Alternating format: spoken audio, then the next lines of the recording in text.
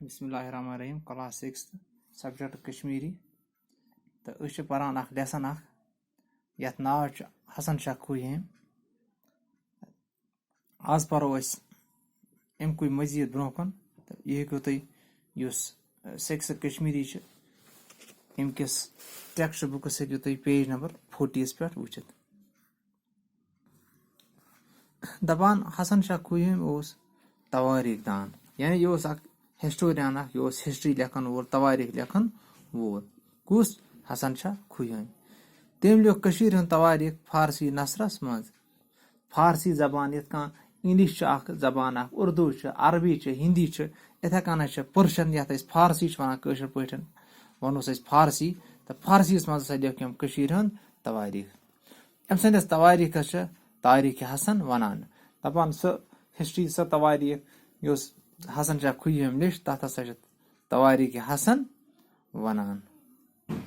क्या वनान तारीख हसन अत 4 हिस्स दपान यह तारीख हसन अत हसा 4 हिस्स आमद करना गोडनिकिस हिस्सस मज हज जोग्राफी दिन आमज जोग्राफी यानी लैंड डिस्ट्रीब्यूशन कपर जंगलात कपर पहाड़ तो कपर मदनी इलाक गोडनिकिस हिस्सस मज अथी मुतलिक अथी गोडनिकिस हिस्सस मज जमीनी सूरत हाल यानी जोग्राफी यथ वनान यानी बालन कोलन नागन मंदरन मशीदन गुफन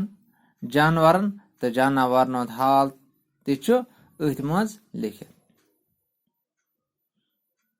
अच्छा अम अलाव हज वपत दर्ज कर यानी वपत यानी ये क्या क्या नेरान सत मज दर्ज कर कत गोडनिकिस हिस्सस मज दोयमिस हिस्सस मज प्रान जमान पे कन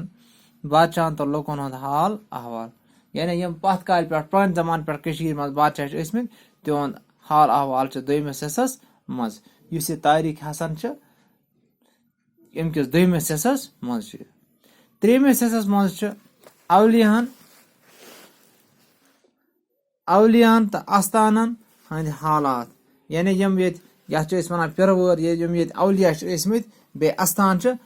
कुस आस्थान कत क्या कर पे तहज सोरे तवारीख अत मज सोरे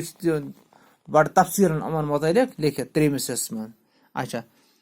4मिस हिस्सस मज हंदन फारसी शायरन हंज मुख्तसर जान लिखना आमज इस 4म हिस्स तारीख हसनस मज तथ मज हसा यम हंद फारसी शायर तहज मुख्तसर जान आमज दिन दपान हसन शाह कशर पे शायरी तरान दपान यह कशर जबान मज हसन शाह शायरी तरान तम सज एजाज फतिया नाव किताब सठा मशहूर दपान तम किताब लिचम शायरी हज तथ वन एजाज गरीबा फतिया न एजाज गरीबा तम सज क्या किताब तथ क्या नाव एजाज गरीबा नाव किताब यह मशहूर अथ मज मौजज़ात रसूल सल्लल्लाहु अलैहि वसल्लम दर्ज दपान अत किताब मज मौजज़ात रसूल सल्लल्लाहु अलैहि वसल्लम दर्ज यानी मौजज़ गो सह चीज कि हुजूर सल्लल्लाहु अलैहि वसल्लम वक्त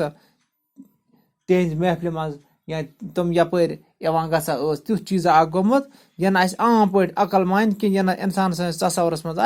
कह नौ चीज़ा सह गो मौजज़ फॉर एग्जाम्पल कह बुजुर्ग कुन जाए पकान अमस त्रेश अत त्रेश वेश कुने अम दूत कह फोक वोक अति फोट नाग यह मान इंसान अकल कह यह गो मौजज़ इति मौजज़ पैगम्बरी दौरन मज ज्यादा पहन ईसमित गसान यानी अत किताब मज अमे मौजज़ दर्ज कशीर हुंद यह चौकदार आलिम शायर तो मौरख गो 1898 ईस्वीस मज यम आलम